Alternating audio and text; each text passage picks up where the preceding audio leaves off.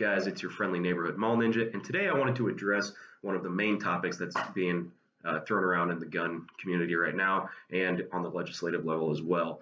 Now, the big button issue right now is so-called ghost guns. Now, the main target of these ghost guns is 80% build kits. Now, 80% lowers are not actually considered firearms because they are only 80% completed.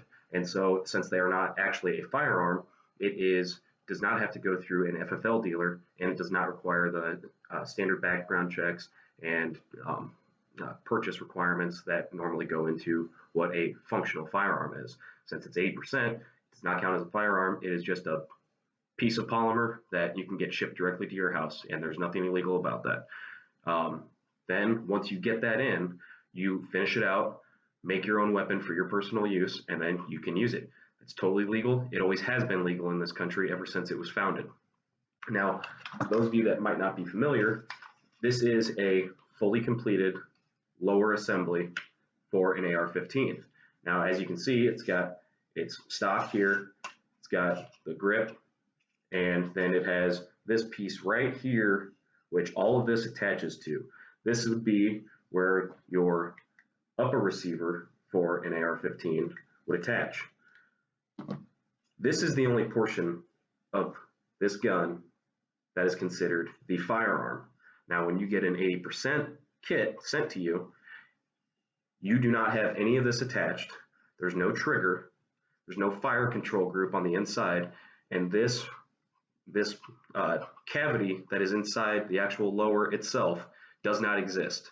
You have to machine that out, drill it out, and then you also have to drill out these holes here and get it to the point where it is functional.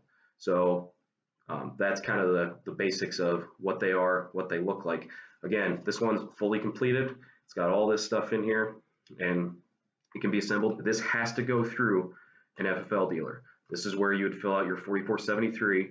They would take all your information. You'd have to prove that you are a U.S. citizen. You'd have to submit your driver's license, and then they would perform a background check before you were able to leave that store with just this.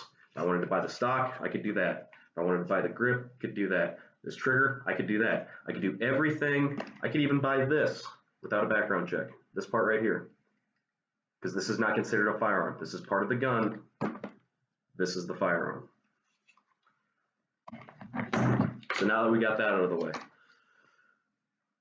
ghost guns is the scary hot topic word of the day, and those have been used in the past to talk about 80% lowers, like we just went over. But recently, within the last 5 or 6 years, they have began to include ghost guns as any gun that cannot be traced back to its owner.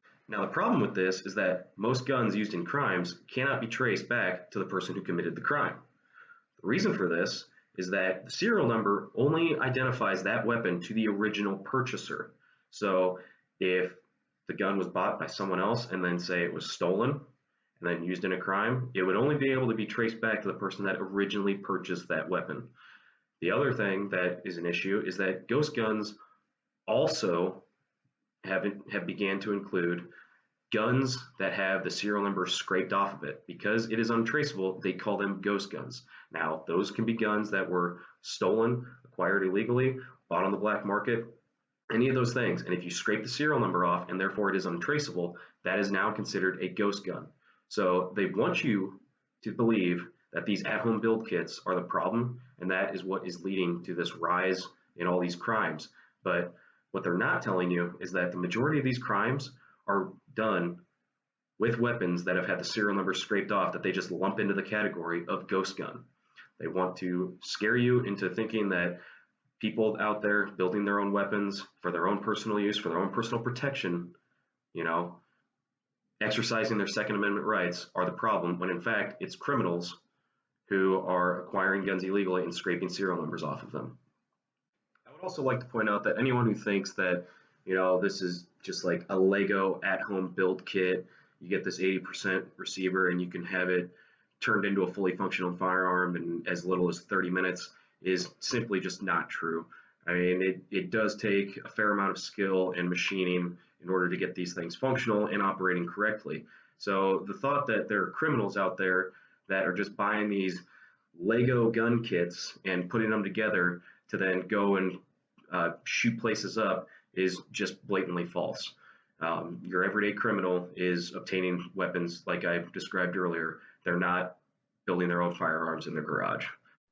So for those of you in the gun community who don't wish to see this happen, call your congressman, call your representatives, let them know that you do not support this push to ban these types of weapons and to ban build kits and redefine what firearms are.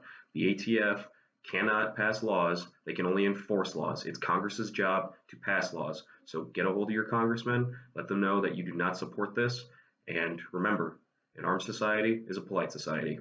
Thanks for watching. If you like this video, please like and subscribe, and we'll see you later. Thanks. Bye.